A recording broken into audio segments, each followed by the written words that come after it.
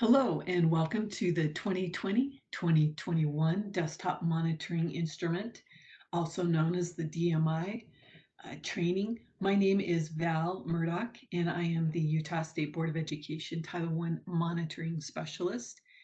And while I miss being in person with you all, I think that you'll find a recording is actually a better format for the DMI training, as YouTube has a playback speed up feature, so you can speed up or slow down or pause and while you fill out your own LEA's DMI.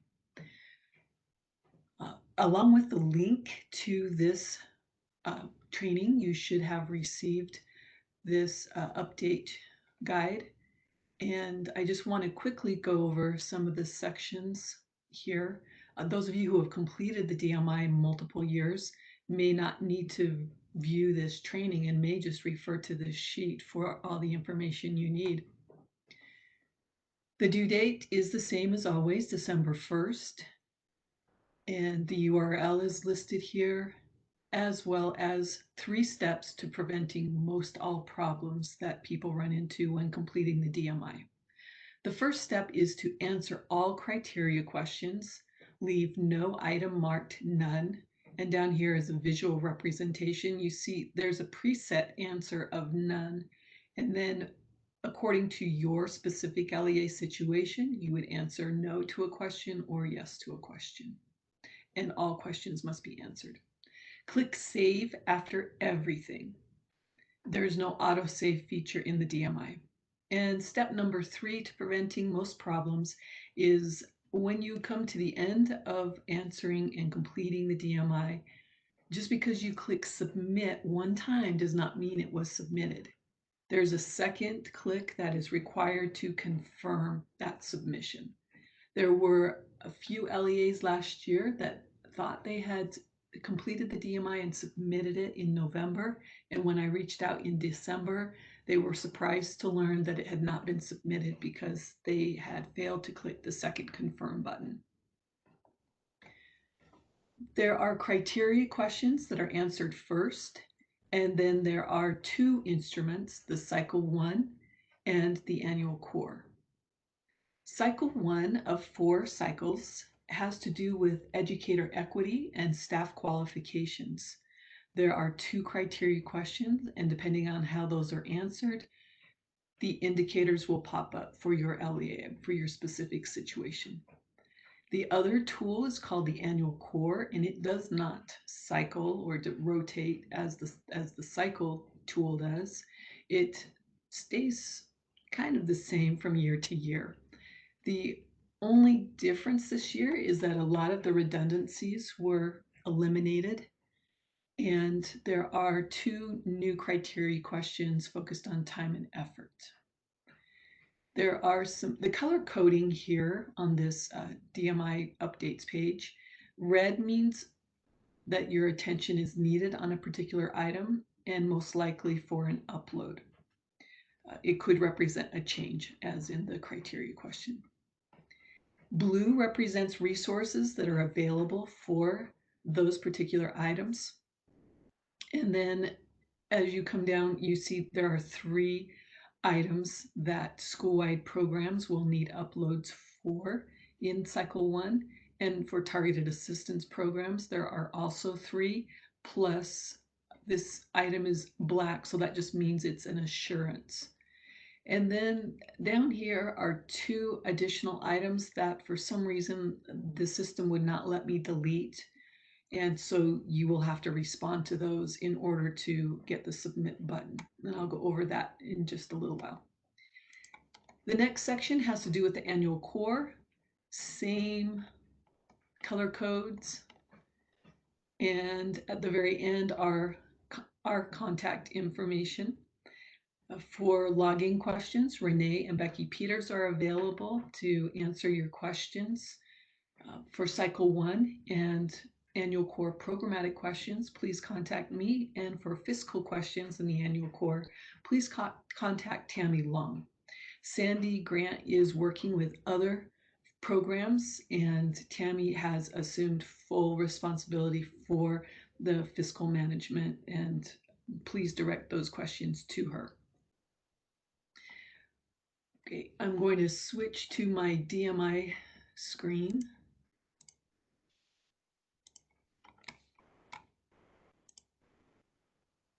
And here is the login screen that will pop up for you initially. It still says USOE. I know that. I've tried to change it. It is not changeable. And so in your mind, just imagine it says Utah State Board of Education. There is an option to reset your password, or if you have assumed the Title I director position and you need credentials, you can submit it this way, or you can reach out to Renee and Becky Peters for the login credentials. And at the very bottom, there is the DMI help desk email, but reaching out to Becky and Renee it's the same. This help desk email will go to one of them. Okay, I have my pretend login information here from my particular LEA. And when I log in, I'm taken to a page that lists all LEAs. Now I can search for my LEA on page numbers, or I can just enter my name here and it will narrow the search, and I can find my LEA and go to my specific overview page. On this overview page, you will see these tabs. The LEA file cabinet is one that you need to be aware of. That will be where all uploads are located. Also, the current school year is the pre-populated. It's there when you log in. If you need to go to prior years, you can do that by updating the year. Just make sure when you're ready to start answering for this year, you change it back. Okay, and then this tab shows us the two instruments that we need to respond to, Cycle 1 and the annual core. Now, for this training purposes, I've already gone through and answered for my pretend LEA, Cycle 1. I submitted it. The status tells you where it is in the process. And the SCA, the state, sent it back to me saying that there was one item that was not in compliance and I need to address that. The annual core is still in progress, and so that is where I'll start today's training with the annual core, and then later come back to show you how to submit an item that needs further action. Clicking on the Title I core items. If you don't know this already, you'll find out quickly that there's a lot of spinning wheel time in the DMI. Okay, this takes me to the annual core. Here's my overview page. I can get back by clicking LEA overview or the name of my LEA. Some items on this overview page for the tool. My LEA is listed here. We don't have a team leader assigned. That's not really necessary, but if you have changes to that, or you want to add or take away submitters, you could edit that, but you could also just contact Renee or Becky and they can update this section for you. And then the state reviewers consist of Tammy Long, like I mentioned, for fiscal items, and myself for programmatic and Cycle 1 items. And then coming down here, we need to answer the criteria questions first, and based on our responses to those questions, our items will pre-populate. So you see the preset answers are none, and all 7 must be changed to either yes or no. There are 3 main types of, I would say, a pattern of response. So if you're a charter school serving only a single site, you answer this question. You can then skip 2, 3, 4, and 5 And then you need to answer both of these, you can't skip them, you have to answer no. And then on the last two, you may have, it depends on your unique situation, how you answer these. And 6 and 7 are those new questions that have to do with time and effort. It's my intent to simplify the number of items you have to respond to. And I'm not sure that this will decrease confusion or increase confusion. So I welcome your feedback to having these additional questions. 6 says, does your LEA use Title I funds to pay the salaries of employees who work on one cost objective? Fully, they're all their time is directed to Title I. If so, you're going to click yes. If not, you're going to click no. So yes, in our pretend charter LEA, we pay paraprofessionals who work solely on Title I. 7 is a question about paying the salaries of employees who work on multiple cost objectives. So say we pay a paraprofessional who works in both Title I and then an unrelated state cost objective. Then we do have that particular person may have a changing schedule. It changes from semester to semester or from week to week, and it's not fully Title I. So I would click there. If we don't pay somebody, if all of our paid employees are solely for Title I, then I could answer that no. Okay, so that's one possible scenario for a way to answer the questions. I'm just going to go back to no here. Now, say I am a charter who serves more than one site.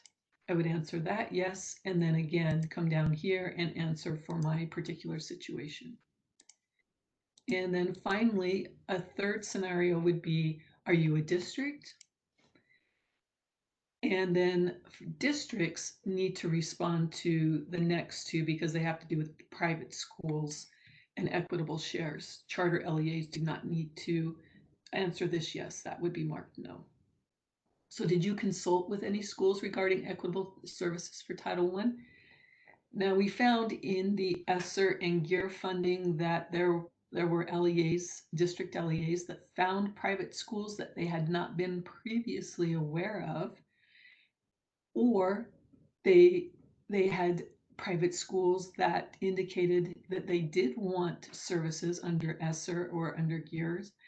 And so for the first time, they actually had to consult with them. So this does not have to do with ESSER or GEAR. This is for this school year Title I funding. Did you consult with any Title I schools? Yes or no? And then do you provide services? So you consult. Now at that consultation, the private school may say, oh, really? I have to do all of that? Really? That's a lot of federal stuff, isn't it? So they may choose not to participate, or they may say, yes, we feel like this could be beneficial to our students. So that's another possible scenario of how you would answer. And then again, for single cost or multiple cost objectives when it comes to time and effort. Okay, now just make it easier as I go through, I'm going to mark all of these yes, which is an impossible scenario, but then I can answer every single item for your unique situation. Remember, step 2 is to save everything.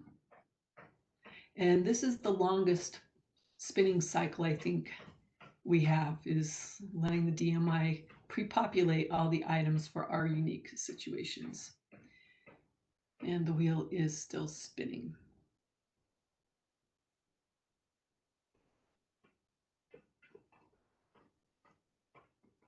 And spinning. Okay, here we go. So now you see the criteria questions tab is now joined by the items tab, by documents tab, and by its status history tab. The first thing I do, good practice, it's not a problem preventing step, but it could be, is to open all in that with using that window. Just coming down and looking over this items page, categories are defined with the yellow, and then the actual items under each category are white and actually have a clickable link there. So I can start by clicking on item 1. And this is the LEA Accountability Report card. And this one hopefully makes you smile rather than cry. Every year, under Title I requirements, LEAs must prepare and distribute their LEA report card. Last year, this was delayed, and so when LEAs were submitting their DMI, they had not yet received the data from the state. And so last year, most of you answered not that you marked this not monitored. And again, this year, due to our pandemic and the inability to complete testing, you could put not monitored again. Now, when you put not monitored, you do that knowing that if and when data are available and provided by the state, then you would be required to provide that report card. So I come down here in order to indicate my response, change the status, not meets requirements because we don't have any data to create a report card. Now, maybe you choose to create a progress report based on your LEA data for particular schools or for Title I schools. That's up to you. Most LEAs may choose not monitored. You can put in a comment here, no data available, but you don't have to because this one is kind of obvious. Save. And instead of just automatically taking me to the next item, I need to click next item. Another way I could do that is to just go back to that annual core items overview page, which I clicked, and then I could go to this one, but obviously it's faster if I click next. Now this item 34, the annual Title I meeting, has a couple of new items. There's a red rectangle, and then there are scary capital letters. And this is only to get your attention to say, hey, this one requires an upload. Okay, that is also indicated on the updates page in red. So the annual Title I meeting is held every year. And you notice this year there's an asterisk. And that asterisk indicates that obviously for health reasons, many LEAs choose not to have large gatherings. And so that makes the annual Title I meeting a little different this year. So when you're submitting your evidence of conducting an annual Title I meeting, you can still, at a minimum, upload the minutes, an agenda, the actual presentation, the PowerPoint, whatever that is, or other documentation, specifically indicating the Title I topics that were covered for parents, so they were able to understand more about how schools participate in Title I. Now, if I go to the double asterisks, meeting does not have to be in person, nor does it have to be synchronous. So you could do a Facebook Live event if you wanted to. You could just do a recording and post that on the website, send the link out to families so that they can view that when it's convenient to them. Okay, this requirement is still a requirement even in the year of a pandemic. However, get creative, and maybe this will actually change the way Title I meetings are conducted in the future. A caveat is if you choose to submit a link to the recording, please make sure that URL is working and does not require a password. Sometimes LEAs link to their web page, and a password is needed. So make sure that those are not needed. Okay, so does evidence indicate? And then there are some questions that you would look at to make sure that you are meeting those requirements. I want to show you how one charter LEA in Tucson, Arizona got creative with their Title I annual meeting, and just show you a little bit.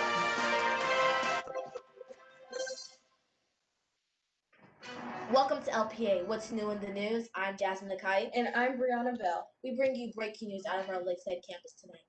So, Brianna, there seems to be a lot of talk about this Title I grant, and I'm not even sure I know what it is. Can you shed any light on what all the excitement is about? Well, Jasmine, I do know it is the nation's oldest and largest federally funded grant, and that provides schools with additional funding for students. But here to tell us more about it is Shannon Vanderpool. Hello, Mrs. Vanderpool. We would like to learn more about Title I. Can you tell me what your role here is at Lakeside is? Certainly. I am the Title I and Parent and Family Involvement Coordinator here for our Lakeside campus. Can you tell us more about the Title I grant and why it is so important? Well, Brianna, our Title I grant provides additional funds to our school to ensure that all of our students have a fair, equal, and significant opportunity to obtain a high-quality education and reach at minimum proficiency on challenging state academic achievement standards and state academic assessments. What? Okay, so that's just to give you an idea of how one charter LEA got creative with their annual Title I meeting. Obviously, maybe a little over the top. If your principals choose to record their presentation, that's totally fine. It does not need to be involve students. Okay, so depending on, let's say that I have a link to the recording that is on a school website, then I come down here to upload. I can do it one of three ways. I can just respond in the required tab. I could go to all documents and attach it right here with the plus. Or I can come up to the LEA filing cabinet and go to the evidence request tab and respond that way. I think the easiest way to do that, love the back button in the DMI, is just to respond to the required tab since that's already open. And then I can select a document type, a file from my computer, or an existing file possibly. I haven't used that one, or a link to the web page URL. So I'm just going to do this quickly, make sure it's a working link, and put that in there. And then I could write a description here. I don't need to. I can change that to say USBE district, title, or school, the name of the school, particular school. You do not need, if you're a district LEA or multi-site charter, you do not need to upload every single annual Title I meeting. Now you're responsible to ensure that those meetings are happening, but for DMI purposes, you only need to upload documentation for one school. And then there's not a save button, but the attach button is going to serve as the same. And while I'm waiting for that to spin around, I come back here and I've uploaded, but I need to do one additional thing because the current status still says in progress. I'm going to click on the edit button and change the status to meets requirements. Now, here's comments to the State Education Authority. So these comments come to me, and I invite you to give me a few words if you need to clarify more about that particular item. This is not a required section to fill out in this particular situation. In cycle 1, I'll actually show you how the LEA comment box will be utilized more this year. Okay, I'm going to click Save.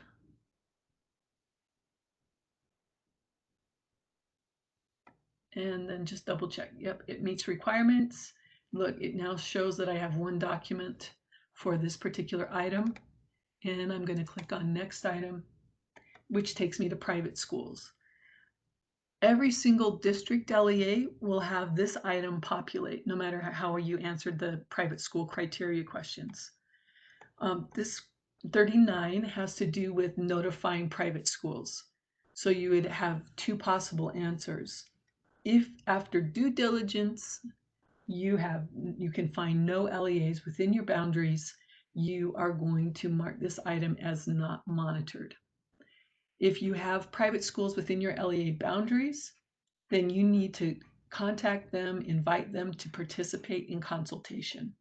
And so for documentation to be in compliance here, you would need to upload one or more letters that you sent out.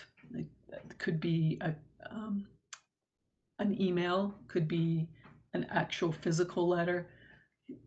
Now you can upload one, and then in the comment box, you can let me know all the schools that you reached out to and that they were sent the letter. So I could do meets requirements and list all the schools that I sent it out to. In my particular LEA, we only have one private school, and so I am going to upload the letter that we sent out. I'm going to choose a file, and I'm going to select the invitation to consult. And I don't know if you saw that, but it shows me that it is available to choose now. Whoops, you don't need to click that twice. And then I come down and save that.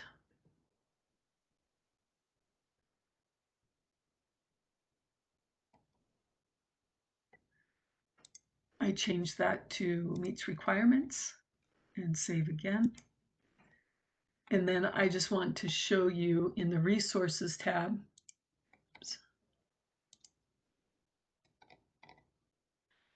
there is a sample invitation if you need that. Most of you have your own letters that you send out. You can use that for reference.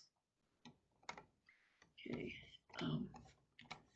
Now, if let's pretend like my LEA does not have any in there, not monitored, no.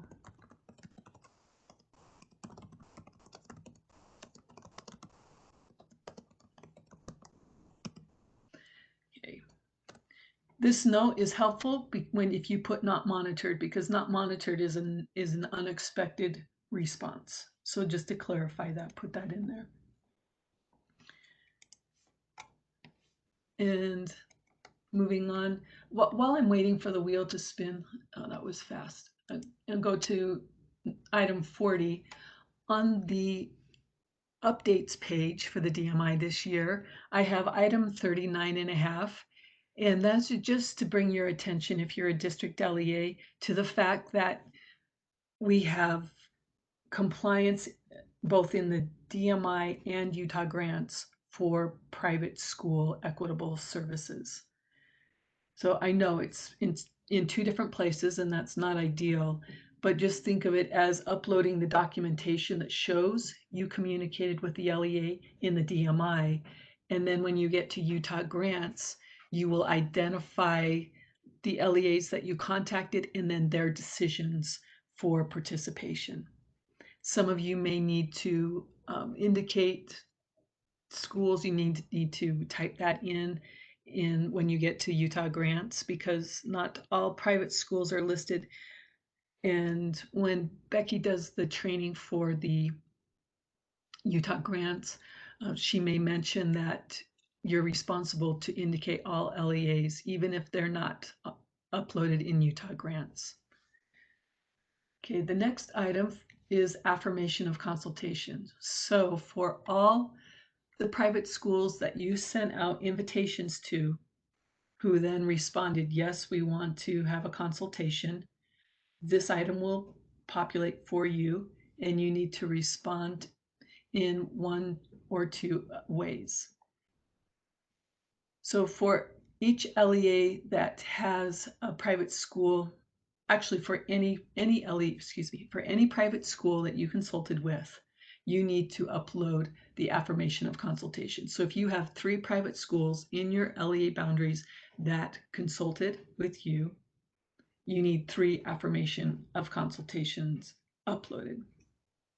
Unlike the previous item where you could just upload 1 copy and it's good for all, this one you need the documentation for each. And you can do that in one of 2 ways. There is an updated Title I affirmation consultation document that you might choose to use, or you can use your own LEA specific affirmation of consultation. Okay, and let me go down here to the resources tab and show you the affirmation of consultation. I think is much easier to utilize than the previous form that we had. Okay, so the consultation for the school year, the LEA and the private school information, then each of the items that need to be covered during the consultation. And basically this is, as you go through with the private school, this creates the plan. Each of those need to be addressed. And then in this box, it's the decision. So after consultation, the private school may say, whoa, that's a lot that we have to do just for that amount of services. You know, we really don't want to do that, but thanks for the consult. Or they may choose to participate because they find that the services you provide with the funding is indeed valuable to them. Okay, so my particular LEA, we consulted and they decided that it really wasn't going to be to their benefit to participate in equitable services. Okay, and then each official needs to sign, and an electronic signature is perfectly fine. Okay, so I'm going to, that's actually, I have one available to upload. So I'm going to go to required for my LEA.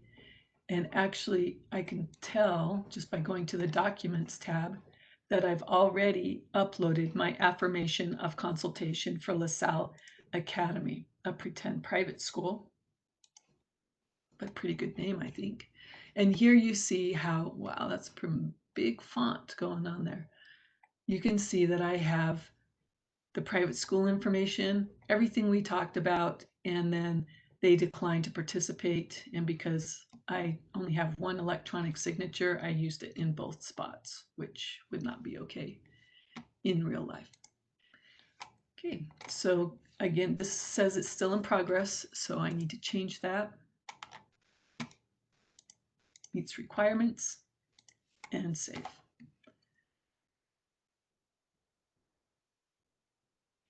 This will take us to the fiscal documents. I do want to show you fiscal documents. Oh, I'm sorry, we have two assurances. So 41 and 42 are just assurances that based on the total amount of funds received by the LEA, that equitable shares are determined off the top. This is the first thing that needs to be calculated before any set-asides.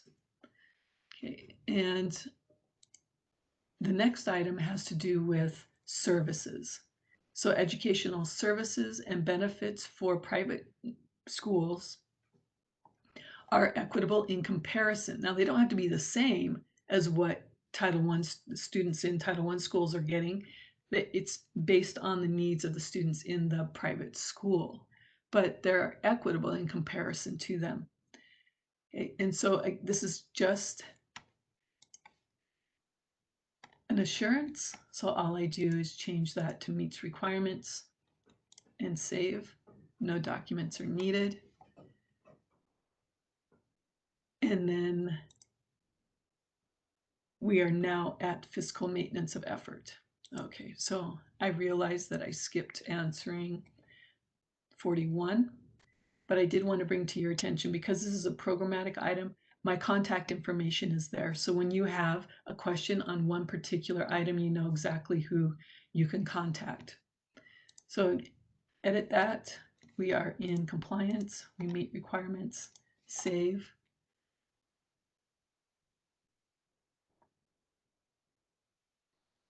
And go to the next item. And for this first fiscal item, you see that Tammy's information is listed there. So if you have a question on maintenance of effort, you can contact her.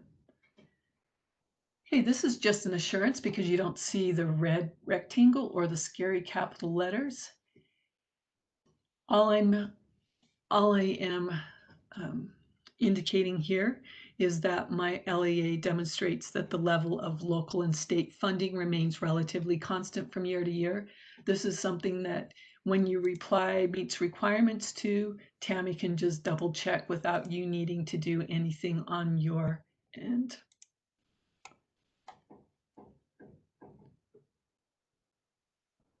Okay, and then the next item is supplement, not supplant. 2 years ago was the first time that LEAs were required to upload their new supplement, not supplant methodology. So all LEAs, except for specific situations, already have a supplement, not supplant methodology on file. If for some reason that methodology has changed, you would need to upload documents for that. If nothing has changed and you're continuing to use an approved methodology, then you can just change this to meets requirements. The specific circumstance besides any updates to an existing methodology would be a charter who previously has been a single site charter, but for this school year has added one or more sites. So that would be the other situation where documentation would need to be uploaded. So all charters who have added campuses from last year to this year need to upload documentation for this. And for those of you who need resources or maybe just want to review resources, there are 2 examples of supplement, not supplant methodology. And also there's a section out of our Title I Part A handbook that you can review for your reading pleasure. Okay, I'm going to assume that our LEA meets requirements because we have no changes to our approved S&S methodology. And moving on to the next fiscal item, comparability. Now, 2 years ago was the S&S chaos, and now last year was a new form for compliance for multi-site LEAs. And this is complex. In a way, it's simplified, but in the simplification, it got a little more complicated. So you need to, unlike supplement, not supplant, you need to upload a comparability report for the current year. Okay, so you are required to do this if you are a multi-site LEA who accepts Title I funds, which you are because you're listening to this recording. Your LEA has at least 1,000 students, and most district LEAs have over 1,000 students, and have at least one Title I school with more than 100 students in a grade span that includes 2 or more schools. Okay, so that one, let's break that down. So when you're comparing, the comparison has to be at least, you have to have a Title I school with more than 100 students in order to compare it to non-Title I schools. In a grade span, so the grade span would be elementary, middle or junior high school, and high school. And then, like I mentioned, 2 or more schools. Okay, so to do that, your comparability report, you have a choice, option 1, and the forms refer to the spreadsheet that's found in the resources tab. You would choose to complete A, B, C, and D, or option 2. And option 1 has to do with the student instructional staff ratios, as well as the instructional supplies and curriculum materials available to Title I schools and to non-Title I schools. Option 2 must have equal or higher per pupil expenditures than the corresponding averages of non-Title I schools. And in this option 2, you would choose to complete forms A, B, D, and E. Okay, one note, the ratios or the expenditures for each Title I school will be considered equivalent if they are within 10% of the averages of non-Title I schools in each of the categories. And just to remind you, this is a fiscal item, so if you have questions, please contact Tammy. And let's go to the resource. I'm going to click resources. I'm going to pretend to click resources, but really what I'm going to do is go to my LEA sheet and show you how I completed that.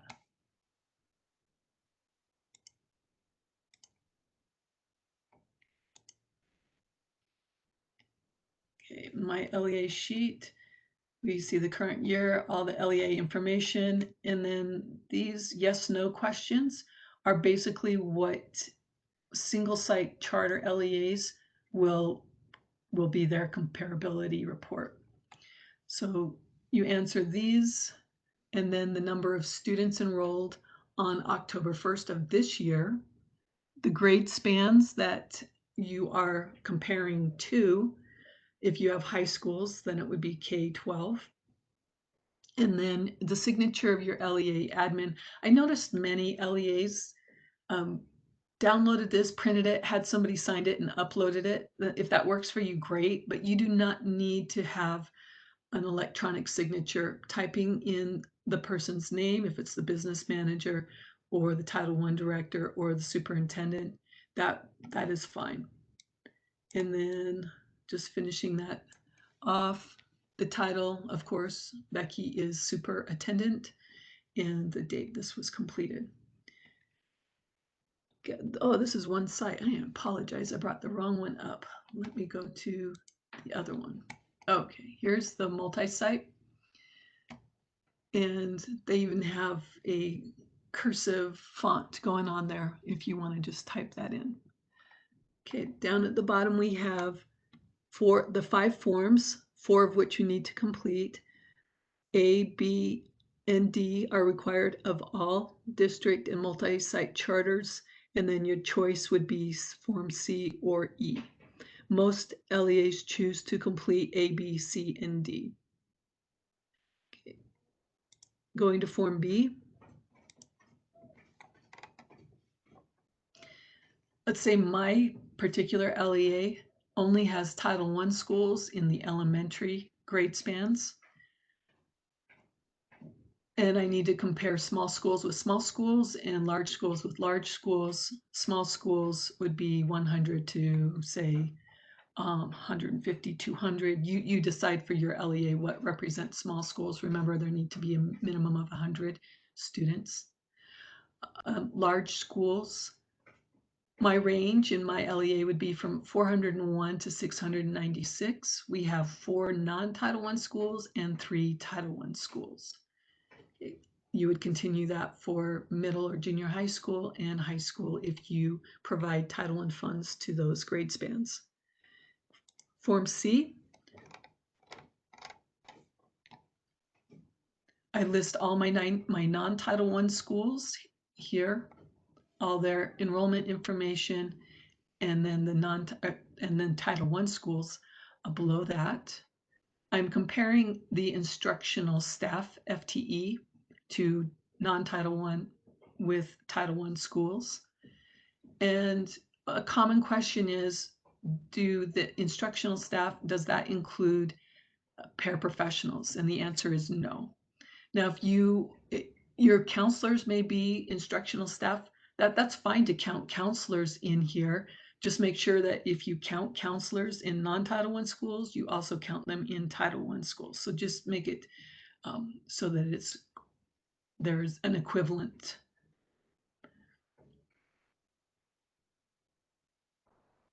There is some calculation done. This calculation will be done. There's already a formula to calculate that.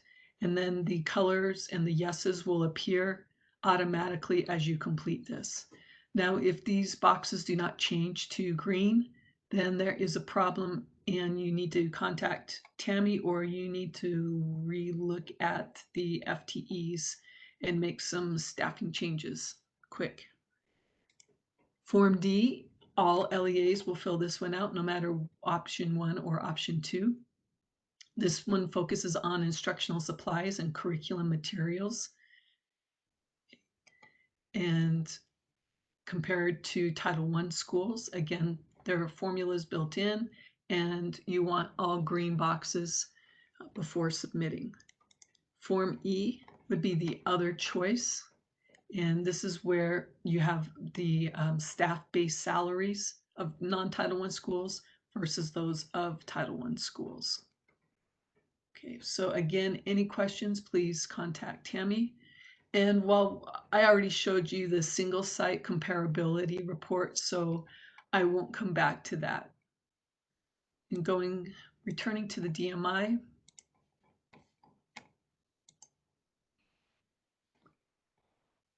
we're going to, wait just a minute, make sure that I've answered that. I do not have my comparability report uploaded, so I'm going to attach. I'll just show you a different way to do it. Choose my file. It's my school district comparability form. I can see that populated there, and I'm going to attach it and indicate that my LEA meets the requirements for this particular item. Now, I guess it could be when you're doing the calculations, you may find that you're not in compliance, and you may choose here to say do not meet requirements and then put a note in about how that will be rectified. But hopefully you are in compliance right now. If not, then you would make a plan with Tammy and determine how you will come into compliance there. Okay. I think I just uploaded to the wrong one.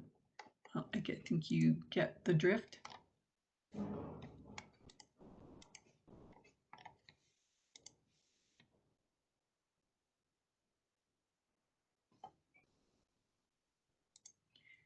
And going to single site LEA, a required one, but I don't have anything uploaded, so I would upload there for time's sake. I am just going to put down that we meet the requirements. Now, if I, for some reason, forget to upload to an item that requires documentation, then that's one reason why my tool, my instrument would be returned to me by the state. Now we come to time and effort. And again, my intent was to streamline this. So if you only have single cost objectives, 100% of employees' time is spent with Title I related activities, then you would only get that particular item.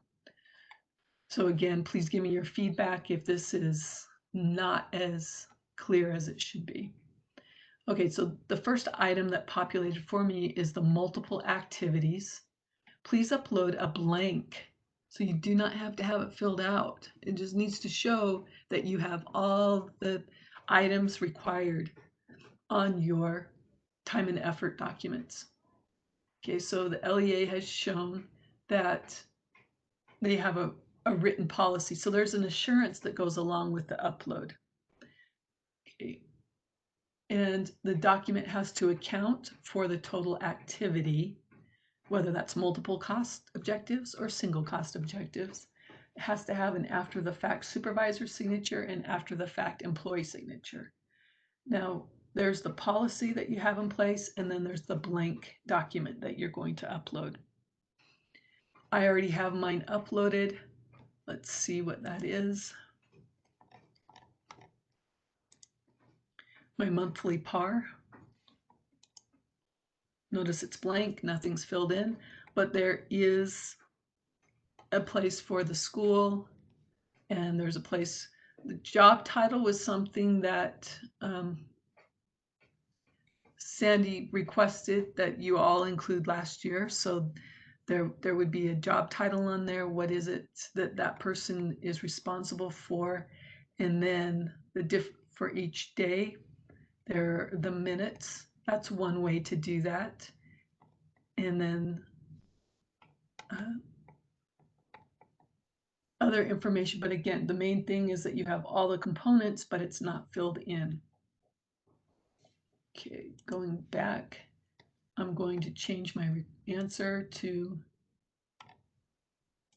meets requirements.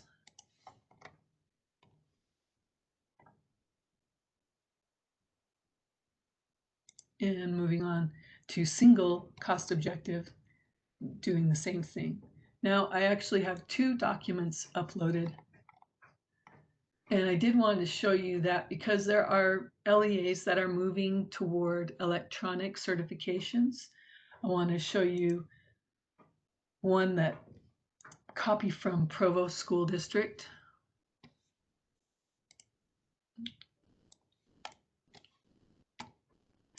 Okay, so here it has the approval history, has the date, who it was approved by, and the period. So this might not have the exact things that are required, but upload that if you're using electronic documentation, so Tammy can take a look and make sure that everything that is needed for compliance is there. And then there is a more traditional paper copy also in my filing cabinet.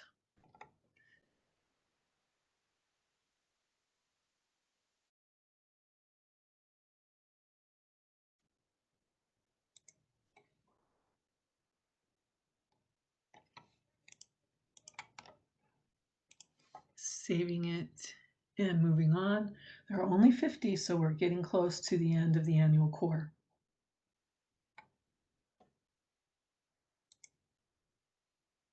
Okay, the last 3 are assurances. 48 is an assurance that there is a written policy that outlines the process and procedures for maintaining property, records, inventory of equipment. And equipment does not include books or furniture purchased with Title I funds.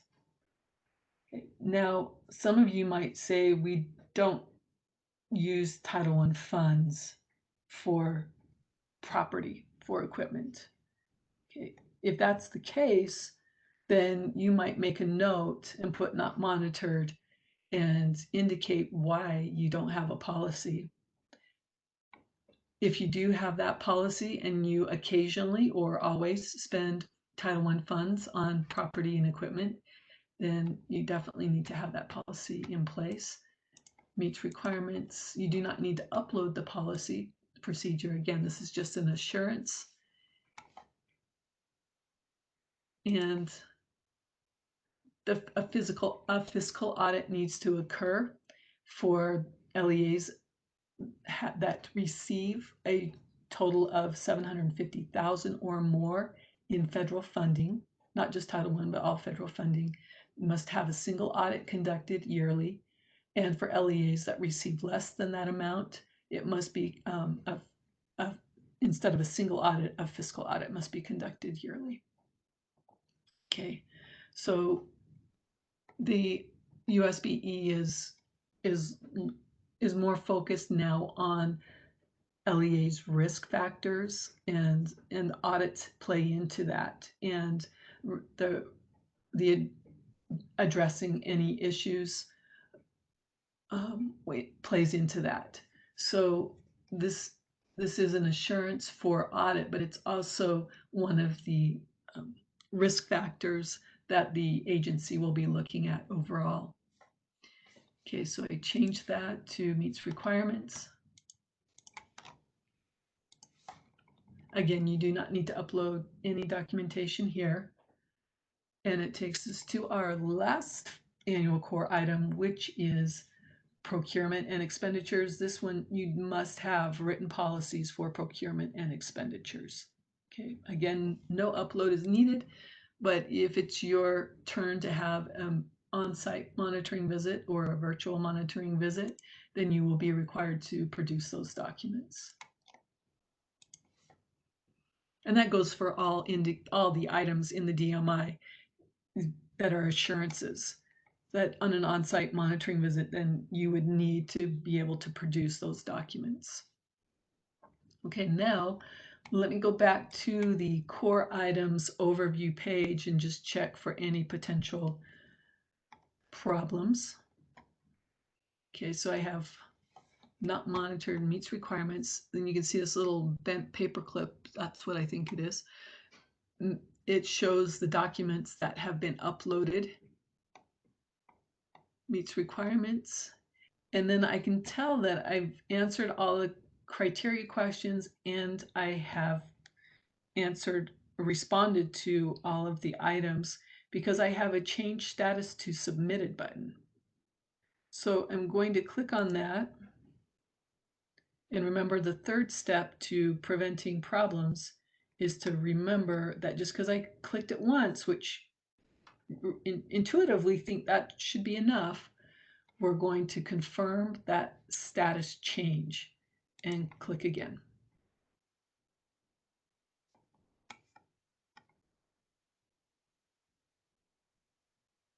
And besides the criteria questions, this is the second longest spinning wheel time. Okay, so that has been submitted. The status has changed. And in fact, if we go back to our LEA overview page, we can see that that's submitted. Now, if we go to cycle 1,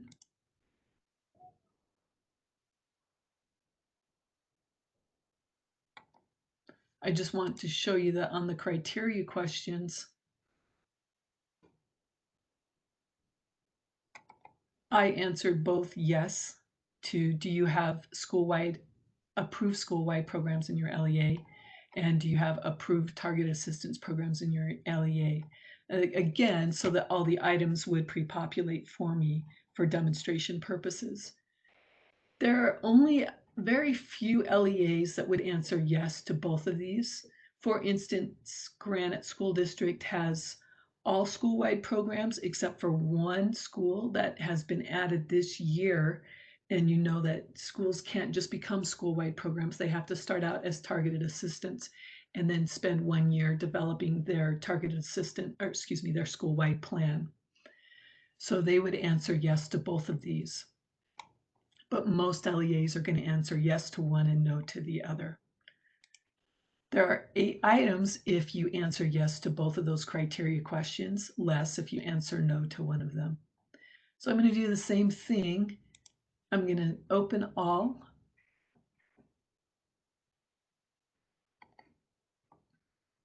And like I mentioned earlier, cycle 1 is specifically focused on educator equity and staff qualifications. So I've already submitted this. You can see that I meet requirements, and then the state changed this to does not meet requirements. So I must have messed up somewhere along the lines on item 37. Meets requirements, I put not monitored on those.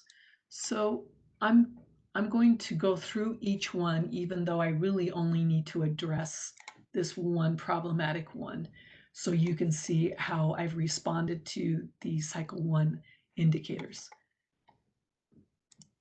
Clicking on item 10, which is the first one for both targeted assistance and school-wide programs, there's a red rectangle and the capital letters.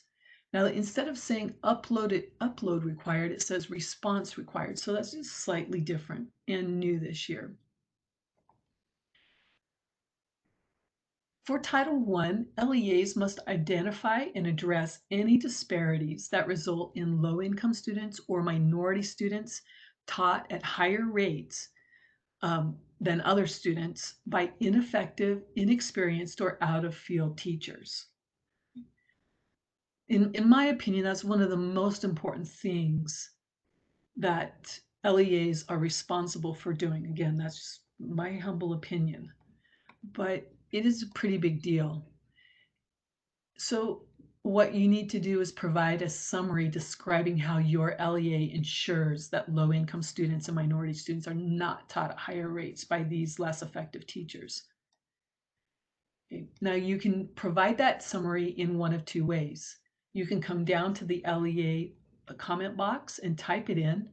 Or if you have procedures that in place that address this equity and this, what do I want to say, this educator equity component, then you can upload that to the file cabinet.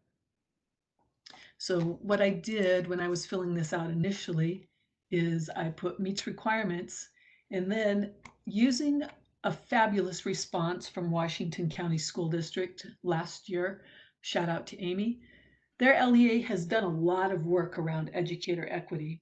And here is a summary. Remember, a summary does not go into minute detail, but it definitely paints a nice picture of what the LEA is doing.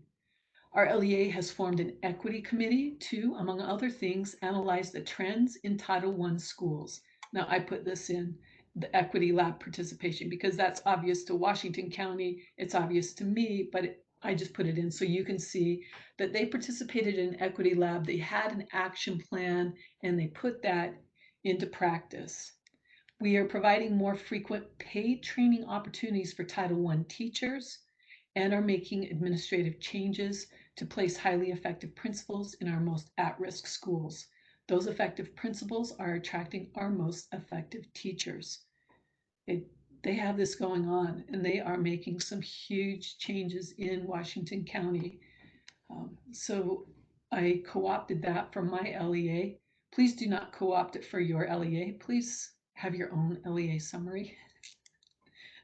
And then it was already saved, but now I'm in the habit of just clicking save every time I see it. Okay, so again, I do not have to upload anything to the file cabinet if I have written the summary in there. Now for targeted assistance, we at the state have chosen to extend this to targeted assistance, which, we can always be more restrictive than the federal law. And the reason for doing this is because often on Title I visits, I observe say a class that is for students that need remediation, need extra support. And a lot of times they're being taught by the least effective educator, whether that's a paraprofessional or a teacher.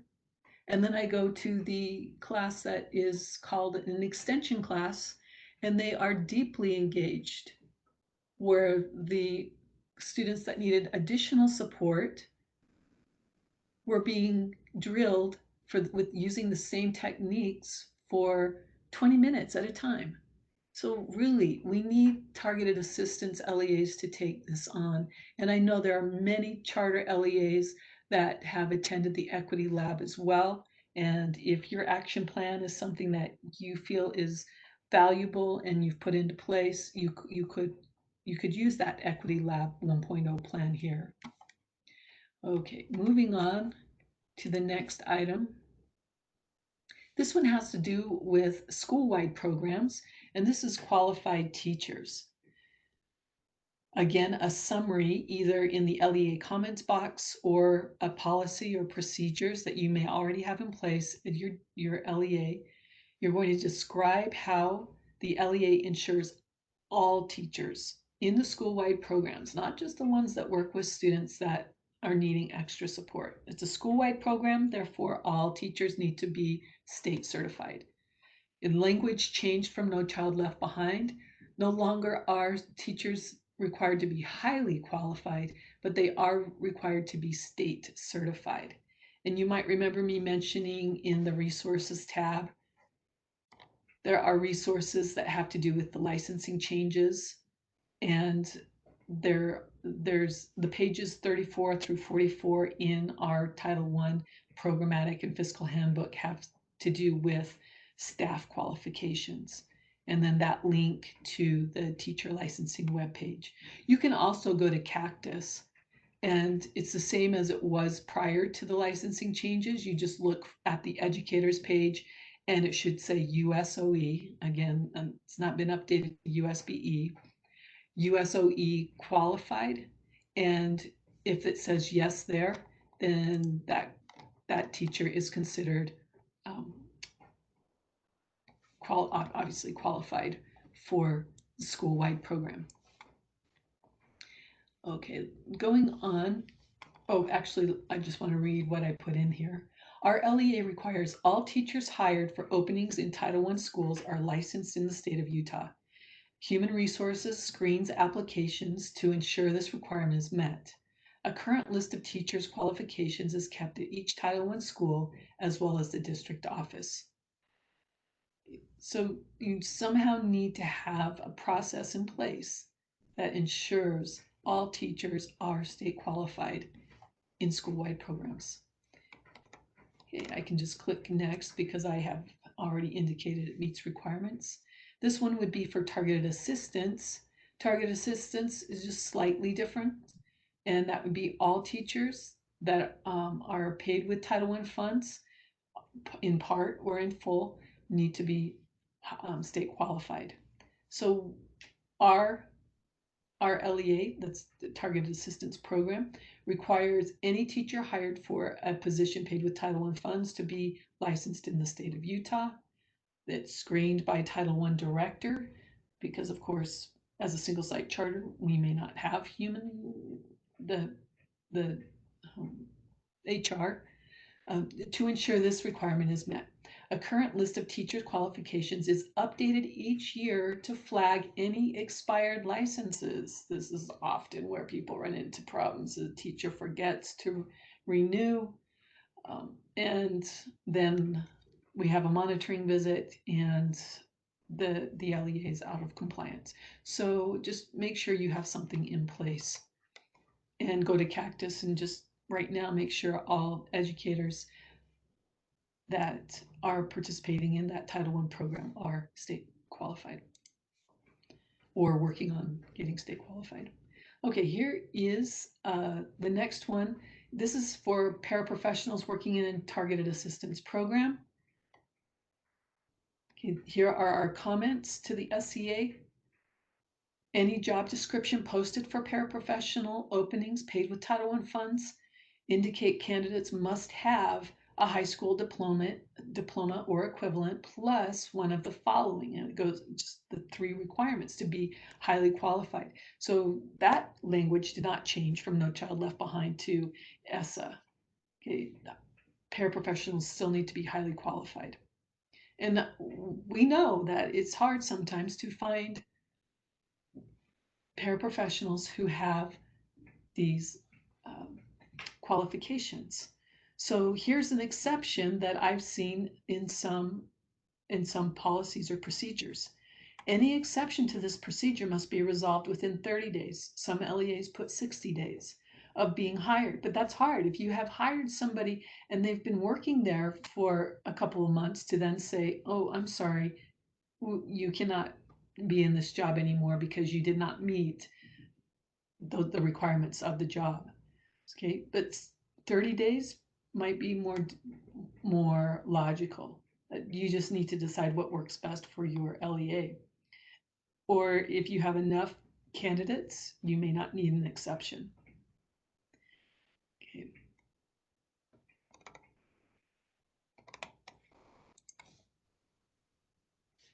School-wide, all paraprofessionals that are in an instructional role need to be highly qualified in school-wide programs. All. Special ed, it doesn't matter. An example of a paraprofessional that would not need to be highly qualified would be a paraprofessional who works solely with parent and family engagement. They don't work with students. Now, this is the one that happens to not meet requirements according to Val Murdoch at the state. So what I need to do is come down here to the findings. Please provide a summary of how USBE district ensures all instructional paraprofessionals are highly qualified. Oh, I must have forgotten that one. Okay, so I can either upload it or I can come down to this comment box and provide that information here. Okay, I do have that written. I'm going to copy and paste it in.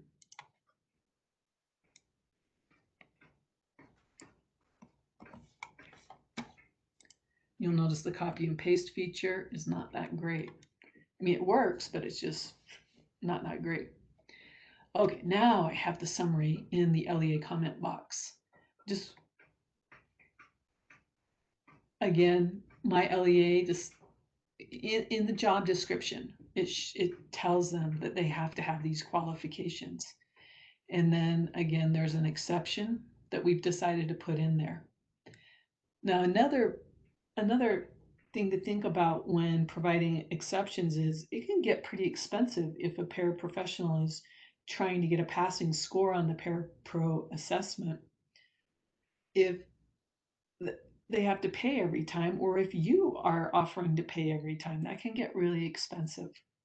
So another reason to screen out candidates that just already have one of these three. Okay, so I had already marked meets requirements. It was changed by the state, so that can stay the same as long as I save it. And then some people call me and ask, how can I don't have a resubmit button. How can I resubmit it? And you just click that and then resubmit. I'm not going to do this right now because I want to show you the last few items in cycle 1. I'll have to come back to this one. Okay, this one has to do, this is the assurance that targeted assistance programs need to make. This has to do with the additional duties of paraprofessionals. So I have to ask the question, are the assignments of non-instructional duties, so say lunch duty or recess duty, to Title I funded staff no more than the paraprofessionals that are not working in Title I? So Title I staff don't have lunch duty 3 times a week and non-Title I staff have it twice a week. Okay, so the ESEA realizes that instructional staff may have to do additional duties, but they're not more than those who are not paid with Title I funds. So that's an assurance. Again, if you mark meets requirements, then when you have a monitoring visit, then you would need to document how you do meet those requirements. Okay, so no documentation needed.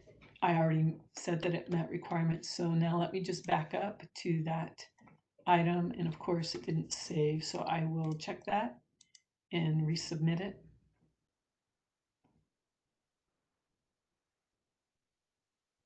And let me go to the overview of cycle 1.